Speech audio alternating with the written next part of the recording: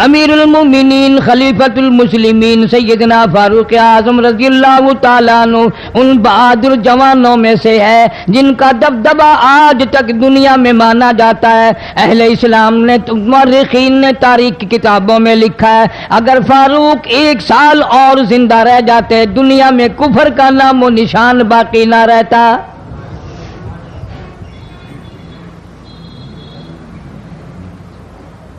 جناب فاروق اعظم رضی اللہ تعالیٰ عنہ بہت بڑا عظیم انسان ہے، بہت بڑا آدمی ہے، بہت بڑی ہستی کا مالک ہے۔ جناب مدنی کریم صلی اللہ تعالیٰ علیہ وسلم کی دعا کا ثمر بن کر آیا، دعا کا نتیجہ بن کر آیا۔ ابراہیم علیہ السلام نے بیت اللہ کی تعمیر کرتے وقت دعا مانگی، بیت اللہ بناتے وقت دعا مانگی، امام الانبیاء صلی اللہ علیہ وسلم کو مانگا، گویا خلیل اللہ نے حبیب اللہ کو مانگا۔ خلیل کی دعا کا ثمر، خلیل کی دعا کا جواب، خلیل کی دعا کا نتیجہ کم سے کم 4000 سال بعد آیا۔ کالی کملی والے صلی اللہ علیہ وسلم نے جو فاروق اعظم کے لیے جھولی پھیلائی، ادھر جھولی پھیلائی، ادھر فاروق اعظم سامنے کھڑے تھے۔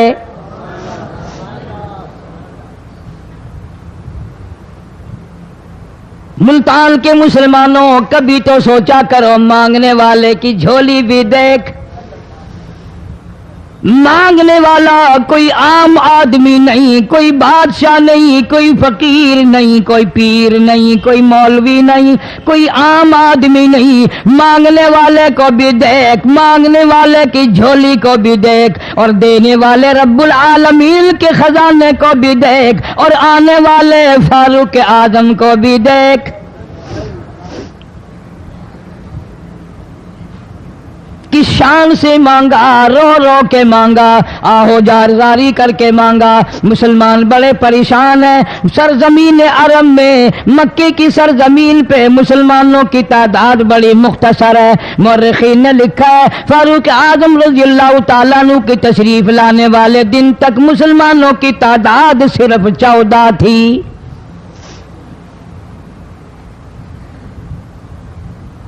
بہت پریشان کیا گیا مسلمانوں کو۔ تمہیں آج قرآن کی کیا قدر ہو، تمہیں آج ایمان کی کیا قدر ہو، تمہیں آج اسلام کی کیا قدر ہو۔ کبھی ان غریب صحابہ کرام کی قبروں سے جا کے پوچھو، خدا کی قسم جن کو اتنا مارا گیا، اتنا مارا گیا کہ عرش عظیم کانپ اٹھتا تھا۔ مردوں کو مار پڑی، عورتوں کو مار پڑی، نوجوان بچیوں کو مار پڑی اسلام اور ایمان کی وجہ سے۔ آج تو بھی مسلمان بنا پھرتا ہے، میں بھی مسلمان بنا پھرتا ہوں، پتہ چلے گا موت کے وقت اسلام پہ موت آئی یا کفر پہ آئی۔ آخری وقت کس حال میں ہوگا کوئی نہیں جانتا۔ ادھر جناب نبی پاک صلی اللہ تعالی علیہ وسلم صحابہ کرام کی تکلیفوں کو دیکھ کر رات دن رویا کرتے تھے۔ جناب فاروق اعظم رضی اللہ تعالیٰ عنہ اتنا عظیم آدمی ہے، اتنا بڑے مرتبے کا مالک ہے۔ دو آدمیوں میں تلخی ہو گئی، لڑائی ہو گئی ایک تلوار پہ۔ ایک مسلمان منافق ہے، ایک یہودی ہے، وہ کہتا ہے تلوار میری ہے، وہ کہتا ہے تلوار میری ہے۔ جناب نبی پاک صلی اللہ تعالی علیہ وسلم کے پاس تشریف لے آئے، حضور کی خدمت میں دونوں آ گئے، معاملہ سامنے رکھ دیا۔ جناب نبی پاک صلی اللہ تعالی علیہ وسلم نے معاملے کی تحقیق کر کے تلوار یہودی کو دے دی، اصل میں تھی بھی یہودی کی۔ وہ مسلمان جو تھا منافق باہر نکل کے یہودی کو کہنے لگا کہ یار فیصلہ تو ہو گیا پر مزہ نہیں آیا، میں تو حضرت عمر سے فیصلہ کراؤں گا دوبارہ۔ اب یہودی تو جانتا تھا کہ مسلمان ہو اور نبی پاک صلی اللہ علیہ وسلم کے فیصلے کے خلاف کرے، یہ ناممکن ہے، یہ ہو نہیں سکتا۔ وہ کہنے لگا بھائی جہاں دل کرے وہاں چلو۔ وہ منافق فاروق اعظم کے پاس آیا یہودی کو لے کر اور کہنے لگا کمال ہے یار تمہارے بھی، اچھے لوگ ہو, تمہیں مسلمان کی قدر ہی نہیں. فاروق اعظم نے پوچھا کیا ہوا؟ وہ کہنے لگا حد ہوگی, تم کلمہ پڑھنے والے کی قیمت ہی نہیں جانتے, قدر ہی نہیں کرتے. اس نے کہا بھئی ہوا کیا؟ کہ دیکھو تلوار میری تھی, اس کو مل گئی, فیصلہ کریں آپ. یہودی جانتا تھا, کہنے لگا بھائی پہلے بات سن لینا, تمہارے نبی پاک صلی اللہ علیہ وسلم نے پہلے فیصلہ فرمایا, تلوار مجھے دے دی ہے, میری ہے. میں نے کہا جاؤ بھائی فیصلہ تو ہو گیا. وہ منافق کہنے لگا نہیں جی میں تو آپ سے فیصلہ کراؤں گا. فاروق اعظم فرمانے لگے فیصلہ تو ہو گیا, جاؤ. انہوں نے کہا نہیں جی آپ فیصلہ کریں. انہوں نے کہا اچھا نبی کے فیصلے کے بعد مجھ سے فیصلہ کرانے آئے ہو؟ کہ جی ہاں میں تو آپ سے فیصلہ کراؤں گا. تو پھر تشریف رکھو, میں فیصلہ کر دوں گا. حضرت عمر رضی اللہ تعالی عنہ تشریف لے گئے, اندر گھر میں تلوار لے آئے, فرمایا اب بھی چلے جاؤ فیصلہ ہو گیا. وہ منافق کہنے لگا نہیں جی آپ فیصلہ کر دیں. انہوں نے کہا اچھا میں فیصلہ کرتا ہوں. اٹھائی تلوار, ماری گردن پہ, وہ جا کے پڑی کہ جو میرے محبوب کریم صلی اللہ علیہ وسلم کے فیصلے کو نہیں مانتا, میرے پاس اس کے لیے یہ فیصلہ ہے.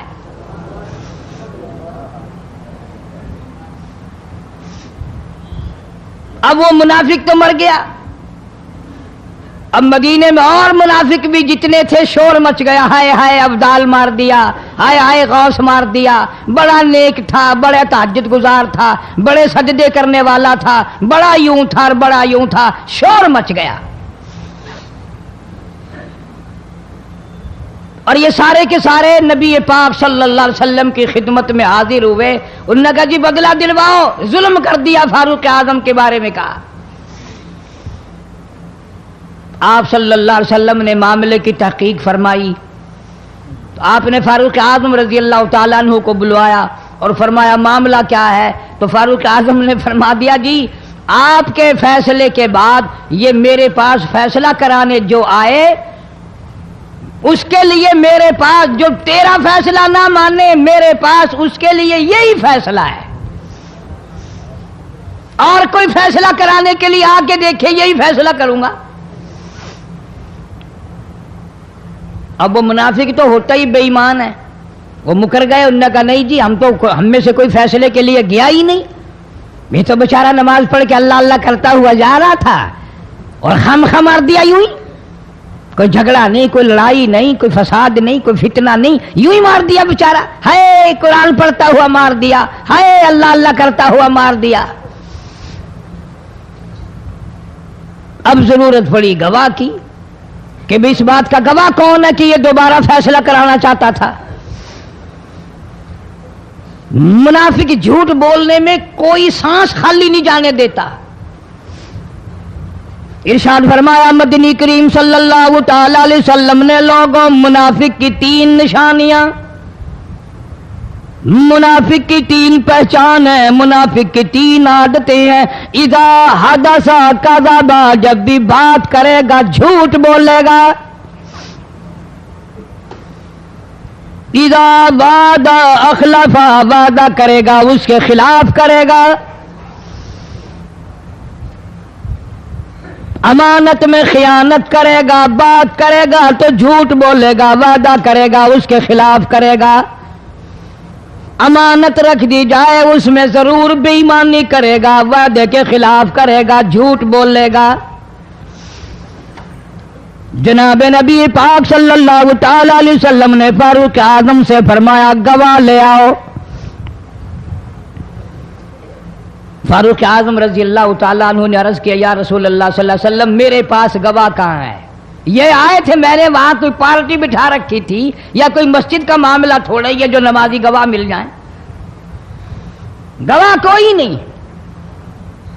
جناب مدنی کریم سب کہہ دو صلی اللہ تعالی علیہ وسلم کو تشریف آوری, تشویش ہوئی, پریشانی ہوئی, اب کیا بنے؟ فاروق اعظم کے پاس گواہ کوئی نہیں, معاملہ قتل کا ہے, معاملہ آدمی کا ہے. اللہ پاک جل شانہ کا دریائے کرم جوش میں آیا, آواز آئی فلا وربک,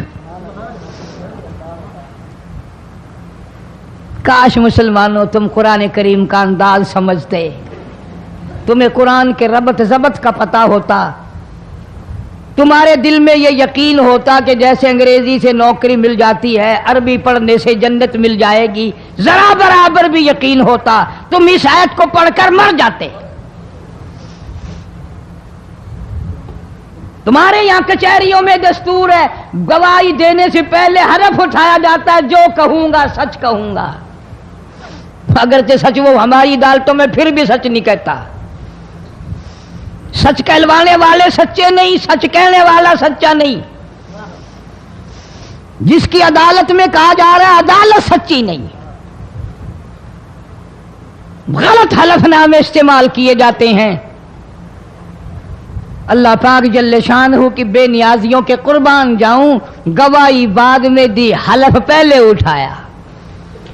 फरमाया फला व रब्बिक, मुझे अपनी किबरियाई की कसम और मेरे महबूब मुझे तेरे रब की कसम, ला युमिनून,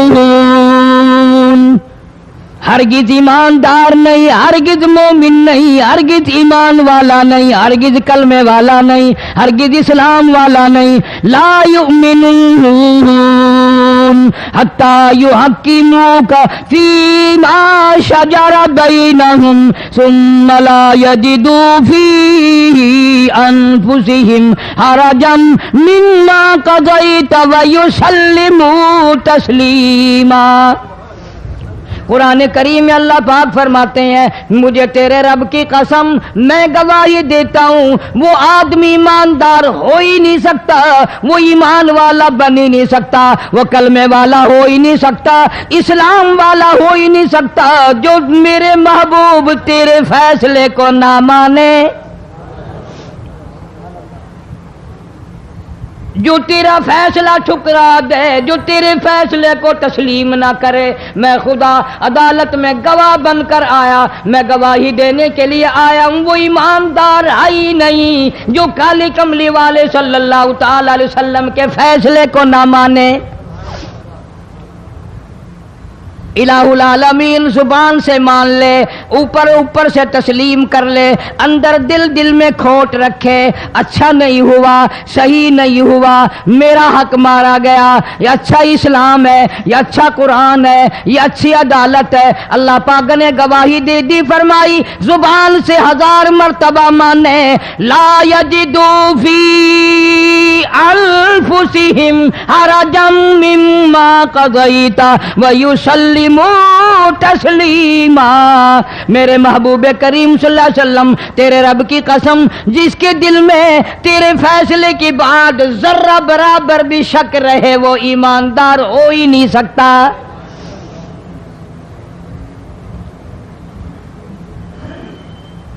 हम सोचें तो सही, कितने फैसले आज हम अल्लाह की अदालत, अल्लाह के हुक्म के मुताबिक करते हैं। फैसला करने वाला भी इस्लाम के मुताबिक फैसला नहीं करता, फैसला मानने वाला भी इस्लाम के मुताबिक फैसला नहीं मानता। आपके सामने है जो कुछ इस कायनात में हो रहा है। जनाब फारूक आजम रज़ियल्लाहु ताला अन्हु इस हालत में तशरीफ लाए, इमामुल अंबिया महबूब किबरिया हजरत मोहम्मद मुस्तफ़ा सल्लल्लाहु ताला अलैहि वसल्लम की ज़ात अक़दस है। दार अरकम में नमाज के लिए वुजू फरमा रहे हैं, नमाज की तैयारी फरमा रहे हैं। फारूक आजम ईमान लाने के लिए तशरीफ लाए, हाजिर खिदमत हुए, कलमा पढ़कर मुसलमान हो गए और आप नमाज पढ़ने के लिए खड़े होने लगे। दार अरकम के मकान में अंदर कोठड़ी में फारूक पूछने लगा, मेरे आका ये क्या करने लगे हो? फरमाया, उमर नमाज पढ़ने लगा हूँ, रब की इबादत करने लगा हूँ। फारूक आजम ने पूछा, सारा जहान रब की इबादत बैतुल्लाह में करता है, खाने काबा में करता है, आप यहाँ छुपकर कोठड़ी में नमाज पढ़ते हैं। جناب مدنی کریم صلی اللہ تعالی علیہ وسلم کی آنکھوں میں آنسو آ گئے. فرمایا فاروق تیری قوم مجھے بیت اللہ میں نماز نہیں پڑھنے دیتی, سجدہ نہیں کرنے دیتی. اگلے دن میں نے نماز کا سجدہ کیا تھا بیت اللہ شریف میں, حرم محترم میں, خانہ کعبہ میں. میری پیٹھ پہ اونٹ کا سارا اوج لا کر رکھ دیا, میں سجدے سے سر نہ اٹھا سکا.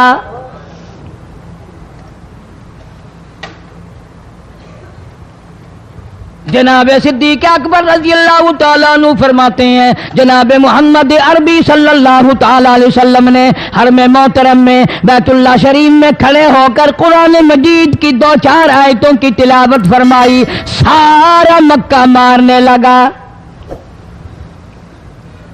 کسی نے ادھر سے مارا, کسی نے ادھر سے مارا, کسی نے دھکا دیا, کسی نے جوتا مارا, کسی نے پتھر مارا. صدیق اکبر پہنچائے اور آپ نے آواز بھی لگا دی, اتقتلون رجلا, تم اس آدمی کو قتل کیوں کرتے ہو جو اتنی بات کہتا آئی یقول ربی اللہ.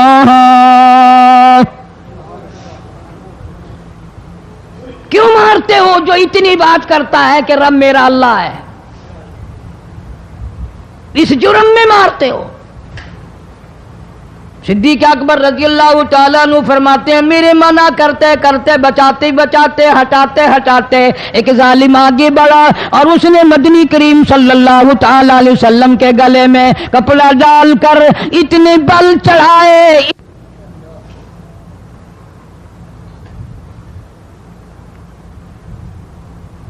ایک اور کمینے نے آگے بڑھ کر محمد عربی صلی اللہ تعالی علیہ وسلم کے گلے میں کپڑا ڈال کر اتنا زور سے جھٹکا مارا حضور کے منہ مبارک میں جھاگ آ گئے. اس دین کے پیچھے, اس قرآن کے پیچھے بڑی تکلیفیں برداشت کی ہیں خود محمد کریم صلی اللہ علیہ وسلم کی ذات اقدس نے. آج تم نے تماشا سمجھ رکھا ہے. جناب فاروق اعظم رضی اللہ تعالیٰ عنہ نے عرض کر دیا میرے آقا جب تک میں نہیں آیا تھا کوٹھلیوں میں نماز ہوتی تھی, چھپ چھپ کر آپ نے نمازیں پڑھی, لیکن یہ ہو نہیں سکتا. میں اسلام میں داخل ہو جاؤں, میں غلام بن چکا ہوں, میں آپ کی خدمت میں حاضر ہو چکا ہوں, ایمان لا چکا ہوں, اور آپ پھر بھی گھر میں نماز پڑھیں تو میرے آنے کا فائدہ کیا ہوا؟ بیت اللہ میں چلیں, خانہ کعبہ میں چلیں, آپ وہاں چل کر نماز ادا فرمائیں. عمر تیری قوم مارے گی, ہماری تعداد بڑی ہے, بہت تھوڑی ہے, ہم بڑے کمزور ہیں, مارتے ہیں, میرا گلا گھونٹا گیا, میری پیٹھ پہ اونٹ کا سارا اوج لا کے رکھ دیا گیا. خطاب کا بیٹا کہتا ہے آقا سب کچھ ہوا, خود دیکھا اور خود کیا, سب کچھ سنا, سب کچھ ہوا, لیکن یہ سارے معاملات میرے آنے سے پہلے تھے. میرے آقا اب چلو بیت اللہ میں نماز آپ پڑھیں, میں جانوں سارا مکہ جانے.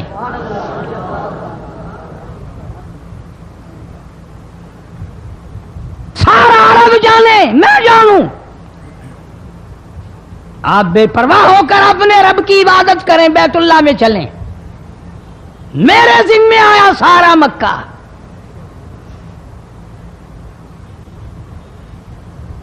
آپ لوگ تو یہ نقطے سمجھیں گے ہی نہیں. چاہیے یہ تھا کہ حضور کریم صلی اللہ علیہ وسلم فرماتے چلو ابھی تو مسلمان ہوا ہے, ایک ہفتہ تو ٹھہر جا پھر چلیں گے, ہم تجھے بھی دیکھ لینا کتنے پانی میں ہے, تجھے بھی دیکھ لینا کتنے پانی میں ہے. نہیں, فاروق اعظم کی زبان پر حضور کو اتنا اعتبار تھا, اسی وضو سے اسی وقت بیت اللہ میں تشریف لے گئے. تجھے 60 سال ہو گئے کلمہ پڑھتے پڑھتے, تیرے کلمے کا کچھ نہ بنا, تیرے دین کا کچھ نہ بنا, تیرے ایمان کا کچھ نہ بنا, تیری چٹی داڑھی ہوگی پڑھتے پڑھتے, نہ معلوم مرتے وقت کفر پہ مرے گا یا کلمے پہ مرے گا. لیکن فاروق کو کلمہ پڑھے ہوئے 2 منٹ نہیں ہوئے, کالی کملی والے کو اس کے کلمے پہ کتنا بڑا یقین ہے, فوراً بیت اللہ میں تشریف لے گئے.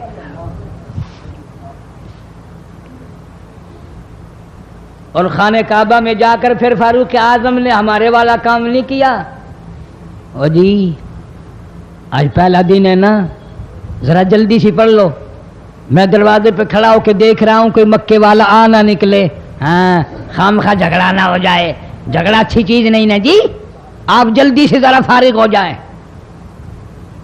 یہ نہیں، جناب مدنی کریم صلی اللہ تعالی علیہ وسلم نماز پڑھنے کے لیے بیت اللہ میں کھڑے ہو گئے. فاروق اعظم خانہ کعبہ کی چھت پہ چڑھ گئے اور آواز لگا دی، او مکے والوں، او مکے کے شیروں، او مکے کے بہادروں، او مکے کے دلیروں، او مکے کے مردوں، مکے کے نوجوانوں، قریشیوں، سارے مکے والے سن لیں، سارے عرب والے سن لیں. تمہاری اطلاع کے لیے میں اعلان کرتا ہوں، آؤ دیکھو، کر لو کیا کرتے ہو، میرا محبوب بیت اللہ میں نماز پڑھنے لگا ہے.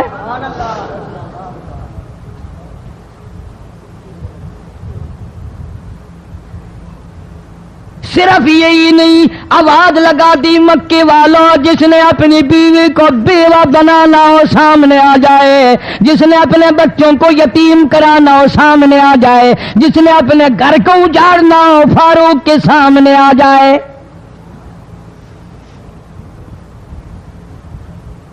وہ کتنا بڑا جوان ہوگا جس کے آنے سے نبی نے بیت اللہ میں نماز ادا فرمائی. بیت اللہ میں نماز ہوئی، خانہ کعبہ میں نماز ہوئی. کتنا بڑا منصف، کتنے بڑے عدل کا مالک.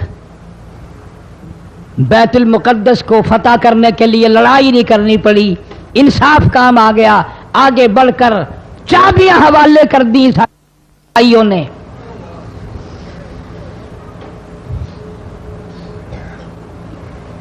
سب لوگ اپنے لیے اچھی اچھی دعائیں مانگتے ہیں، اولاد کے لیے کوٹھی بنگلے مانگتے ہیں، اولاد کے لیے راحت و آرام و آسائش مانگتے ہیں. آپ نہ جانے کیا کیا مانگتے ہوں گے، میں نہ جانے اپنے لیے، اپنی اولاد کے لیے کیا کیا مانگتا ہوں گا. لیکن فاروق کی دعا تو دیکھو، کہتا اللہم ارزقنا شہادتاً فی سبیلک. مولا تیری حضور میں میری التجا ہے، میری دعا ہے، میری مناجات ہے، میں تیری حضور میں دعا مانگتا ہوں. مولا مجھے بستر کی موت سے بچا، میں اپنے گھر کی موت سے پناہ مانگتا ہوں، تیری راہ میں تیرے نام پہ قربانی دیا چاہتا ہوں. شہادت یوں ہی نہیں ملا کرتی، اس کے لیے تو بڑی تگ و دو کرنی پڑتی ہے، اس کے لیے بڑی جستجو کرنی پڑتی ہے، اس کے لیے بڑے دامن پھیلانے پڑتے ہیں، اس کے لیے بڑی دوڑ دھوپ کرنی پڑتی ہے. یوں ہی تو اللہ پاک نے اعلان نہیں کر دیا، فرمایا وَلَا تَقُولُوا لِمَن يُقْتَلُ فِي سَبِيلِ اللَّهِ فی سبیل اللہ اموات.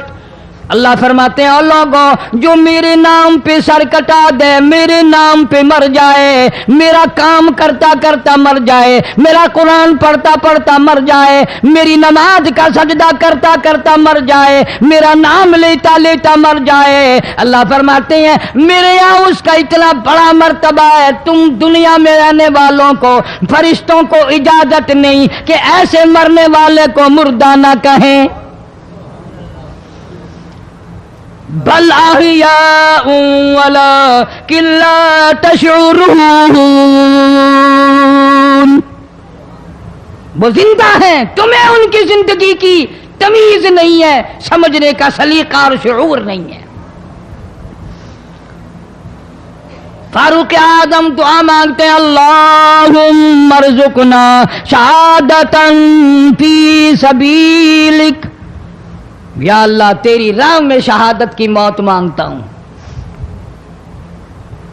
کابل سے لے کر طرابلس تک اسلام کا جھنڈا لہرانے والا فاروق اعظم،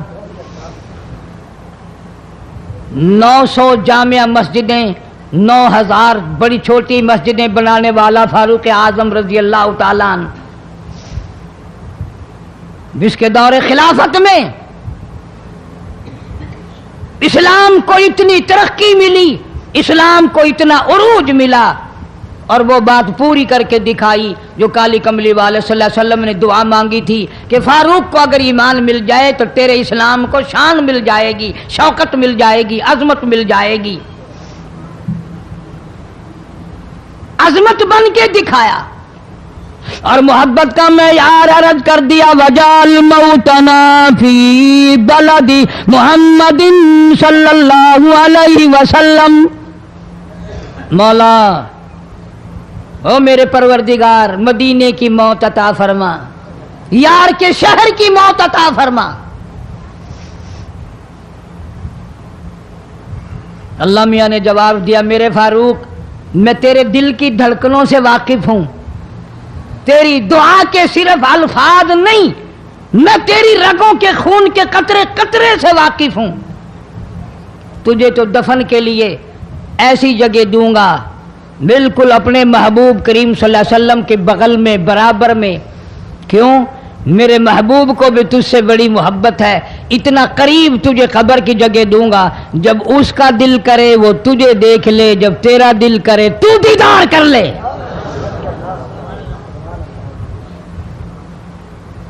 تجھے تو اتنا قریب جگہ دوں گا، تو مدینہ مانگتا ہے۔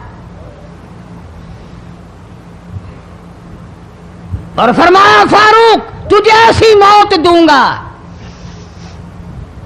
کسی کی شہادت کی گواہی دینے کے لیے احد کا پتھر آئے گا، کسی کی شہادت کی گواہی دینے کے لیے حنین کی مٹی آئے گی، کسی کی شہادت کی گواہی دینے کے لیے بدر کی مٹی آئے گی، کسی کی گواہی دینے کے لیے احد کے پتھر آئیں گے، تو تبوک کی مٹی آئے گی، قادسیہ کی مٹی آئے گی، پر اے میرے فاروق اعظم رضی اللہ تعالیٰ عنہ، تیری شہادت کی گواہی دینے کے لیے میرے نبی کا مصلی آئے گا، تیری شہادت کی گواہی دینے کے لیے فجر کی نماز آئے گی،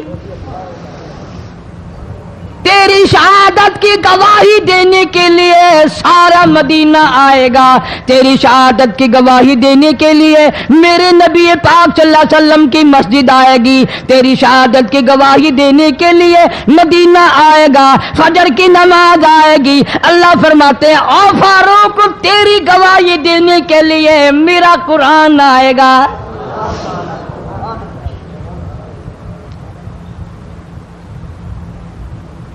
نماز پڑھاتے ہوئے اللہ نے ایسی دعا قبول کی، مسجد نبوی ہو، محراب نبی کا، منبر نبی کا، مسجد نبی کی، شہر نبی کا، کون سا شہر؟ لا اقسم بہذا البلد، میرے محبوب مجھے تیرے اس شہر کی گلیوں کی قسم،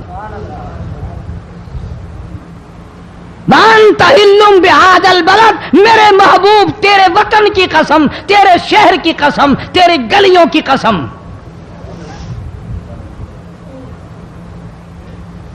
اتنا بڑا عظیم جوان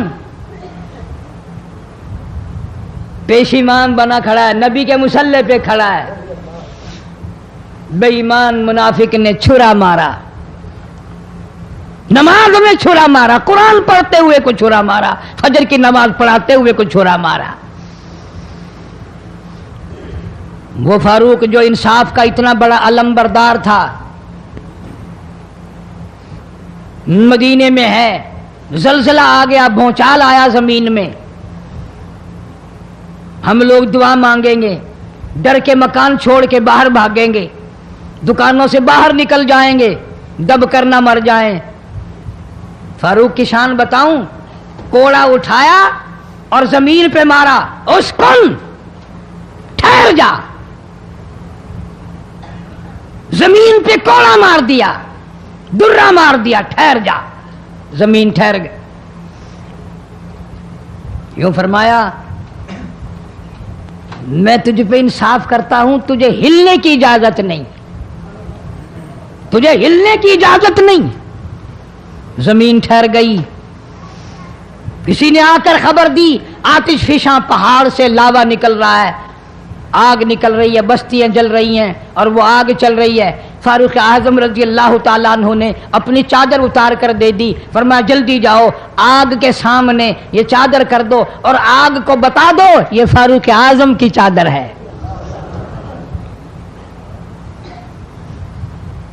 تاریخ شاہد ہے، فاروق اعظم رضی اللہ تعالیٰ عنہ کی چادر کو دیکھ کر آگ بجھ نہیں گئی، بسم نہیں گئی، ختم نہیں ہوئی، واپس ہو کر پہاڑ میں داخل ہو گئی۔ زمین پہ زلزلہ آیا تو درہ مار دیا، آگ جلاتی جا رہی ہے تو چادر دیکھ کر واپس ہو گئی۔ پانی کو خط لکھ دیا، اگر اللہ کے حکم سے بہتا ہے تو بہتا رہے، ورنہ ہمیں تیری کوئی ضرورت نہیں۔ میں تمہیں قسم اٹھا کے دیتا ہوں، فاروق اعظم کی چٹھی رکا دریا میں ریت میں دفن کر دیا گیا۔ دریا کی زمین نے آج تک سورج کا منہ نہیں دیکھا۔ جمعہ پڑھاتے وقت، خطبہ ارشاد فرماتے وقت آواز لگا دی مسلمان لشکر کو، ہوشیار ہو جاؤ، چاروں طرف تمہارے کافر گھیرا ڈالنے والا ہے۔ کئی سو میل دور تھے، وائرلیس نہ تھی، ریڈیو نہ تھا، ٹی وی نہ تھا، ٹیلی گراف نہ تھا، ٹیلی فون نہ تھا۔ ہوا نے فاروق اعظم کی آواز کو مدینے مسجد نبوی سے اٹھا کر، صحابہ کہتے ہیں ہم نے اس طرح آواز سنی جیسے فاروق ہمارے سر پہ بول رہا ہو۔ ہوا نے احترام کیا، زمین نے احترام کیا، آگ نے احترام کیا، پانی نے احترام کیا۔ تو اگر احترام نہیں کرے گا تو فاروق کی شان میں کمی نہیں آنے والی۔ اتنا بڑا عظیم جوان کالی کملی والے صلی اللہ تعالی علیہ وسلم نے فرمایا جب فاروق جنت الفردوس میں تشریف لے جائیں گے 70,000 آدمی ساتھ جائے گا۔ نہ جانے کون خوش قسمت لوگ ہوں گے جو فاروق اعظم رضی اللہ تعالیٰ عنہ کے جھنڈے کے نیچے ہو کر جنت میں جائیں گے۔ اتنا اللہ والا جوان، اتنے خوف والا جوان۔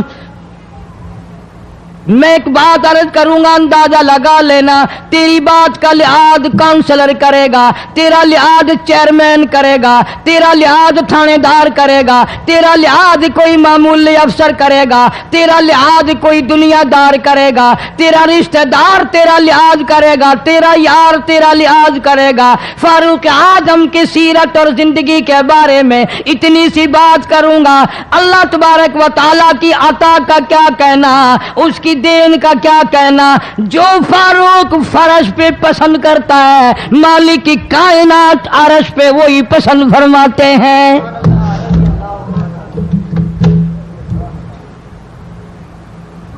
قرآن کریم میں تقریباً 19 مقام ایسے ہیں جو فاروق نے فرش پہ چاہا، اللہ نے عرش سے قرآن بنا کر وہی اتار دیا۔ پھر انشاءاللہ کسی جمعے میں تفصیل سے وہ باتیں عرض کروں گا کون کون سی آیت فاروق اعظم کی حمایت میں اتری۔ مگر آج تو حال یہ ہے فاروق اعظم رضی اللہ تعالیٰ عنہ زخمی ہے، لہو بہرا ہے، محراب و منبر میں زخمی کیا گیا، لیکن پھر بھی ادب دیکھو، احترام دیکھو، محبت دیکھو۔ فاروق اعظم نے اپنے بیٹی کو بلایا اور بلا کر کے فرمایا جا عائشہ صدیقہ رضی اللہ تعالیٰ عنہا کو جا کر میرا سلام پہنچا اور جا کر عرض کر دے گنبد خضرا میں تو نے جو اپنے لیے قبر کی جگہ رکھی ہوئی ہے، آج فاروق اعظم بھیک مانگتا ہے، خیرات مانگتا ہے، قبر کے لیے جگہ مانگتا ہے تاکہ نبی پاک صلی اللہ تعالی علیہ وسلم کے قدموں میں آرام کر لوں۔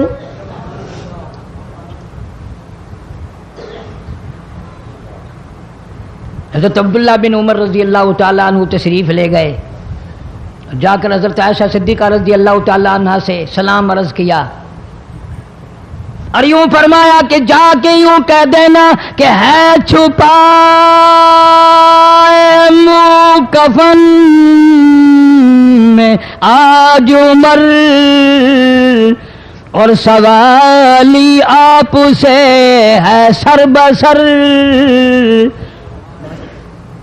फारूक आजम दुनिया से जा रहा है, फारूक आजम के आखिरी सांस है, फारूक आजम जैसा जवान दुनिया से जाने के लिए तैयार है। आपका हुजरा है, आपकी ये जगह है, आपने अपनी कब्र के लिए जगह रखी हुई है। अल्लाह के नाम पे फारूक आजम कब्र के लिए जगह मांगते हैं।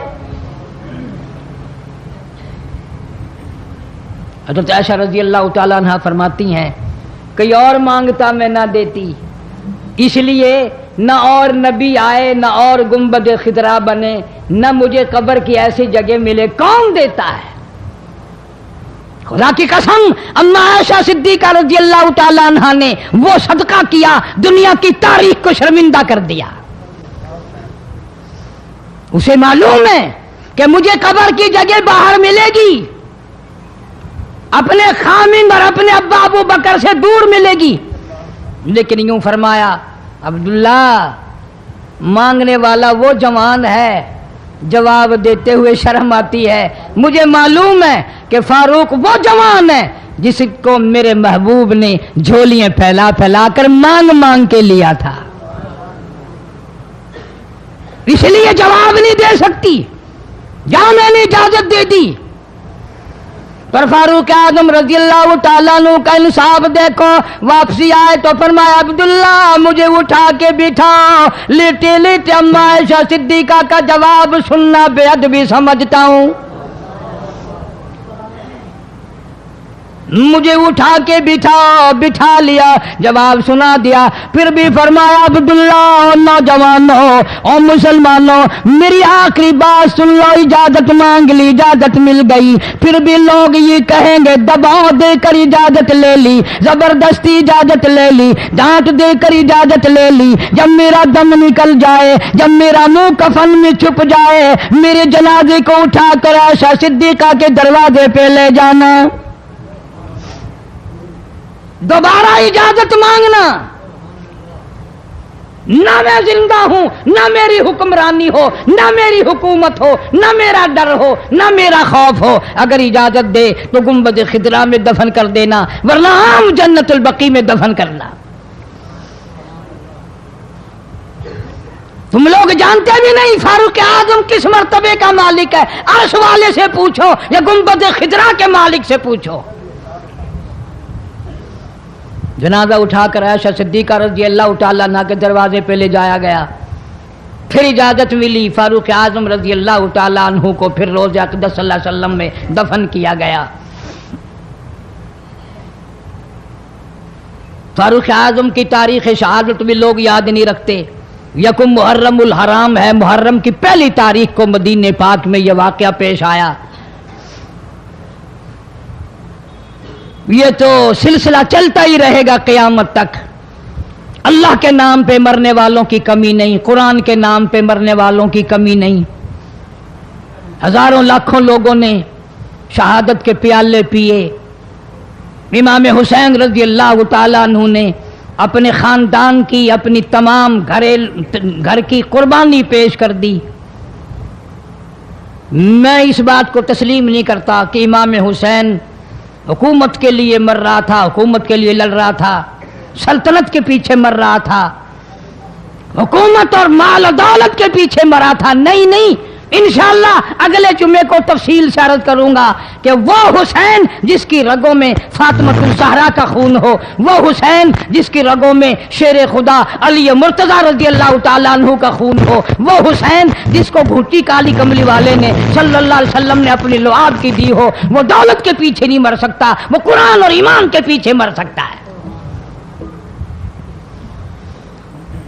और जाहिर बात है आप लोगों ने भी सुन लिया, मैंने भी सुन लिया कि हमारे पाकिस्तान का सदर मोहम्मद ज़ियाउल हक 11 साल 1 महीना 12 दिन हुकूमत करने के बाद इस दुनिया फ़ानी से रुखसत हो गए। इन्ना लिल्लाहि व इन्ना इलैहि राजिऊन। ऐसा सदर, ऐसा बादशाह जब से पाकिस्तान बना आज तक नहीं आया और इंशाअल्लाह आइंदा आएगा भी नहीं। क्यों? न तुम्हारी नीयतें अच्छी हो ना आए, न मेरी नीयत अच्छी हो ना आए। तुम साबित नहीं कर सकते کہ کوئی ایسا صدر اور وزیر اعظم آیا ہو جو 5 وقت کی نماز پابندی سے پڑھتا ہو، بلکہ یہاں تو ایسے ایسے بادشاہ آئے جن کے ایک سجدے کا گواہ کوئی نہیں۔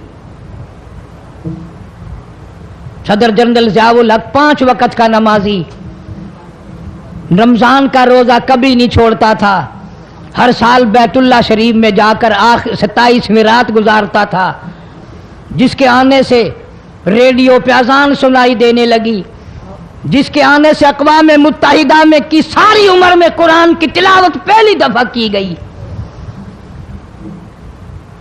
جہاں تک ہو سکتا تھا اسلام کرتا تھا، اسلام اور شریعت کا نفاذ کے لیے ہر وقت کوشش کرتا تھا، جدوجہد کرتا تھا، نماز کی بات کرتا تھا، قرآن کی بات کرتا تھا، ایمان اور یقین کی بات کرتا تھا، محمد کریم صلی اللہ علیہ وسلم کی ختم نبوت کی بات کرتا تھا، اس لیے لوگوں کو اچھا نہیں لگتا تھا۔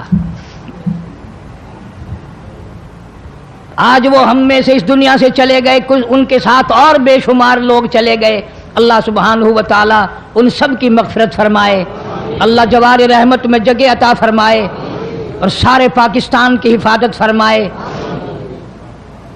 میں تو دعا کرنے والا آدمی ہوں، میں روس کا پیسہ کبھی نہیں کھاتا،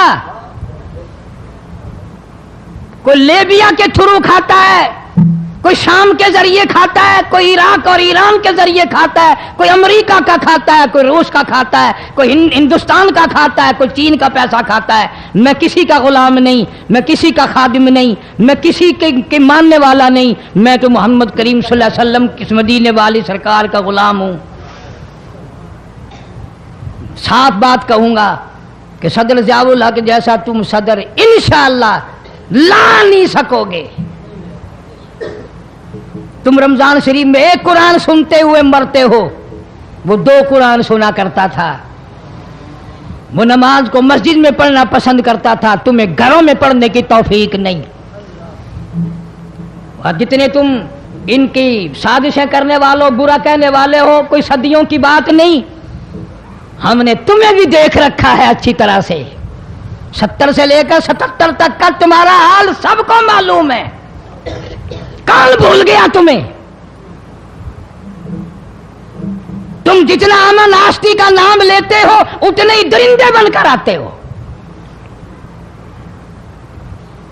اور یہ بات کوئی نہیں، مرنا جینا سب کے ساتھ لگا ہوا۔ ضیاء الحق مر گیا، تم نہیں مرو گے، تمہارے باپ دادا نہیں مر گئے۔ صدر ضیاء الحق کے بچوں کو تو پھر بھی کچھ نہ کچھ مل جائے گا، ممکن ہے تیرے بچوں کو جب تو مرے مانگی ہوئی بھیک کے ٹکڑے بھی نہ ملیں۔ بدماشی کرتے ہیں کئی لوگ، بکواس کرتے ہیں مرنے کے بعد، ٹکے ٹکے کے آدمی جن کی شکلوں کی، جن کے وجود کی اس دنیا میں قیمت کوئی نہیں، وہ بھی کہتے ہیں بے ایمان مر گیا، تو بڑا ایمان والا ہے، منہ دیکھ ایمان والے کا۔ کوئی کہتا بڑا ڈکٹیٹر مر گیا، تم بڑے آل رسول میں سے ہو، تم کون ہو؟ سب سے بڑا ذاتی ظلم کرنے والے تم ہو۔ اس ملک میں وفادار کوئی ہے، رہتے اس ملک میں ہیں لوگ، کھاتے اس ملک میں ہیں، قبریں اس ملک میں بنتی ہیں۔ تقریب کاروں کا سارا نظام چل رہا ہے، رمضان شریف میں وہ اوجڑی کم میں اسلحہ برباد کر دیا، اب وہ بے شمار جرنیل اور فوجی اسامیے اور صدر ضیاء الحق سب کے سب ختم کر دیے۔ لیکن یاد رکھو اللہ سبحانہ و تعالیٰ اس ملک کا نگہبان اور محافظ ہو، ہم سارے بھی مر جائیں پاکستان پھر بھی باقی رہے گا۔ اللہ اس ملک کا حامی و ناصر ہو، اس ملک کا نگہبان ہو، ایک ایک انچ زمین کے اللہ پاک حفاظت فرمائے، افغانستان کے مسلمان مجاہدین کو اللہ پاک کامیاب فرمائے۔ تم جتنے بھی روس کا پیشاب پینے والے ہو، اس ملک میں جتنے بھی روس کا گو کھانے والے ہیں، انشاءاللہ اللہ پاک اپنے فضل و کرم سے ان کو کبھی کامیاب نہیں ہونے دے گا، کبھی بھی ان کو سرخرو نہیں ہونے دے گا۔ کیوں؟ وہ ایمان کے، قرآن کے، اسلام کے غدار ہیں۔ ہندوستان کے مسلمانوں کے اللہ پاک حفاظت فرمائے، فلسطین کے مسلمانوں کے اللہ پاک حفاظت فرمائے۔